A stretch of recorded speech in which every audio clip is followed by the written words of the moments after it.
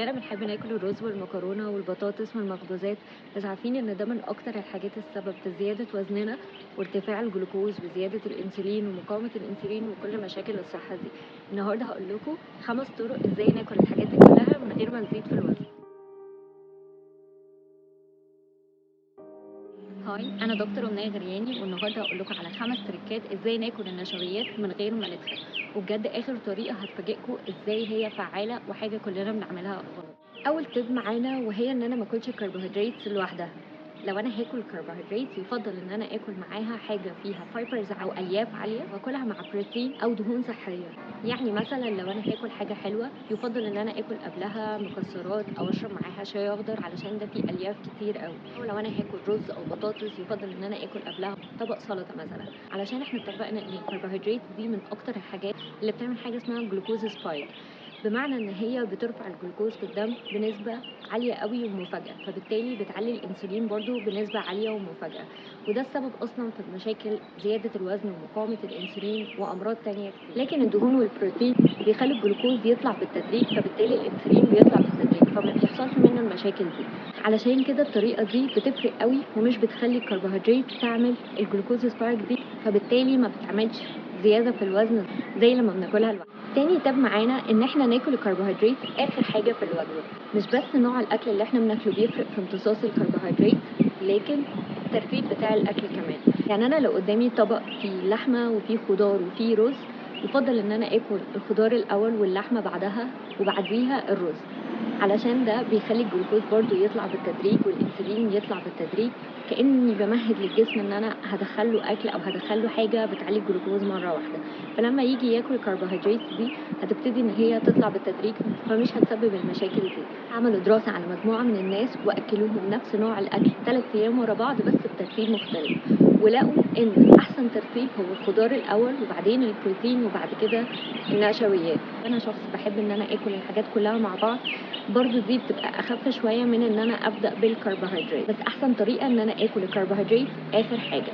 تالت تب معانا وهي ان انا اضيف خل التفاح. خل التفاح ليه فوائد كتير قوي وليه تاثير قوي قوي على خساره الوزن. طيب بضيف خل التفاح ازاي؟ يا اما باخده معلقه على كوبايه ميه قبل الاكل، يا اما بحطه دريسنج على السلطه مثلا، او لو نسيت ممكن اخده بنفس الطريقه بس بعد الاكل.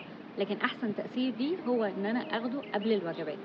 بس ناخد بالنا ان ده ممكن يعمل للناس اللي عندهم قرح مثلا في المعده، ممكن ان هو يلهب لهم معدتهم اكتر او يتعبهم، فلو عمل اي مشاكل يستحسن ان احنا نوقفه وما نكملش على الطريقه دي. رابع تب معانا وهي ان انا ما اشربش الكربوهيدرات. يعني لو انا قدامي عصير وقدامي فاكهه ان انا اكلها كده، يفضل ان انا اكل الفاكهه زي ما هي وما اشربهاش عصير، سواء بقى عصاير الفريش او اي عصاير تانية، علشان ده من اكتر المشاكل اللي بتعمل زياده في الوزن.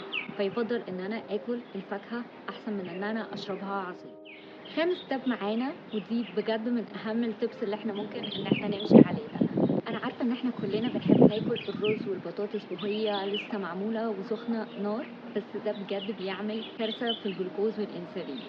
احنا لما بناكل الحاجات دي سخنه عادي بتخش تتهضم الهضم العادي في الامعاء الدقيقه او السمول انتستين، بترفع الجلوكوز في الدم بصورة كبيرة وبتطلع الانسولين علشان يقلل الجلوكوز ده وكل السيكونس بتاع الهضم العادي. لكن لقوا طريقة بجد فعالة قوي في ان انا البروسيس دي ما تحصلش. هي ايه الطريقة دي؟ ان بعد ما الاكل يتطبخ او بعد بالاخص النشويات تتطبخ، ان احنا نسيبها تبرد وبعدين نرجع نسخنها تاني. نسيبها تبرد دي على الاقل ساعة، بس لو عايز اخد الفايدة الكاملة ان انا اسيبها تبرد لمدة 24 ساعة او اليوم اللي قبله على الاقل، وبعد كده ارجع اسخنها تاني واكل. دي دراسه عملوها ولقوا ان ده احسن طريقه ان انا اكل بيها النشويات. طيب ايه اللي بيفرق يعني ان انا اسيبها تبرد وارجع اسخنها تاني عن ان انا اكلها وهي سخنه؟ قالك لما بتيجي تطبخها وبعدين تسيبها تبرد، النشا اللي جواها ده بيتحول لنشا عنيد او resistant starch، ودي مش بتتهضم، دي بتدخل على القولون عادي. الموضوع ده ليه فوائد كتير قوي. اولا مش بيمشي بالطريقه التقليديه في الهضم، فمش بيخلي الجلوكوز يطلع مرة واحدة ولا الانسولين يطلع مرة واحدة. ثانيا ان هو ما بيروح للقولون بيغذي البكتيريا النافعة اللي موجودة في القولون، وده بيحمي من سرطان القولون. تالت فايدة للموضوع ده ان هي لما بتقعد شوية وبتبرد بتزود الشبع عندك، وبتخليك وانت بتبلعها ان الموضوع يبقى اصعب شوية من وهي سخنة ولسه مطبوخة. فده بيخليك تتحكم في الكميات اللي انت بتاكلها وتحس بالشبع بسرعة، فتقلل الكمية اللي انت بتاكلها من النشويات دي. علشان كده دي بجد طريقة فعالة قوي وطريقة كويسة قوي، لو هنلتزم بيها هتفرق قوي في الوزن بتاعنا. كل التبس دي مفيدة وهتفيد كل الناس، بس لو حد عنده مرض سكر او عنده مقاومة الانسولين عالية قوي يفضل ان هو يقلل الكربوهيدرات اصلا في اكله، بس لو هياكل ياكلها بالطريقة دي.